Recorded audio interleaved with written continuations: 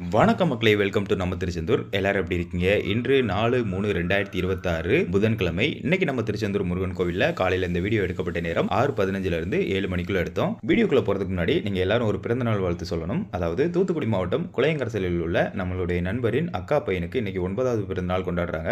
அவங்களுடைய நேம் அனிஷ்குமார். அனிஷ்குமார் அவர்களுக்கு உங்க அகிலன் சார்பாகவும் நம்ம திருச்செந்தூர் சேனல் சார்பாகவும் நம்மளுடைய மனமார்ந்த பிறந்தநாள் வாழ்த்துக்களை தெரிவிச்சுப்போம். நீங்களும் மறக்காம கமெண்ட்ல விஷ் பண்ணிருங்க மக்களே. இன்னைக்கு நம்ம திருச்செந்தூர் முருகன் கோவில்ல நம்ம வீடியோ எடுத்த நேரத்தில் பொது தரிசன வரிசையில் பெரிய அளவுக்கு பக்தர்கள் கூட்டம் இல்லை. மூத்த குடிமக்கள் தரிசன வரிசையில் பக்தர்கள் கூட்டமே இல்லை.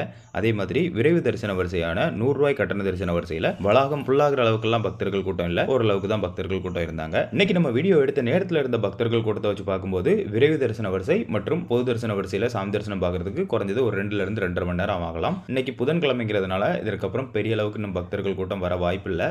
அதனால இன்னைக்கு ஒரு 11 12 மணிக்கெல்லாம் பக்தர்கள் கூட்டம் நல்லாவே குறைஞ்சிருவாங்க. மதியத்துக்கு மேலே சாமி தரிசனம் பார்க்க வர்றீங்கன்னா ஒரு அரை மணி நேரத்துக்குள்ள சாமி பார்த்துடலாம். அந்த அளவுக்கு தான் திருச்செந்தூர் முருகன் கோவிலில் இன்னைக்கு மதியத்துக்கு மேலே பக்தர்கள் கூட்டம் இருப்பாங்க. நீங்கள் இன்னைக்கு நம்ம திருச்செந்தூர் முருகன் கோயிலுக்கு வந்துட்டு நம்ம வீடியோ பார்க்க வாய்ப்பு இருந்ததுன்னா இன்னைக்கு நீங்கள் சாமி பார்க்க எப்போ உள்ள போனீங்க, எவ்வளோ நேரத்தில் சாமி பார்த்துட்டு வெளியே வந்தீங்க அப்படிங்கிறத மறக்காமல் ஒரு கமெண்ட் பண்ணிருங்க மக்களே.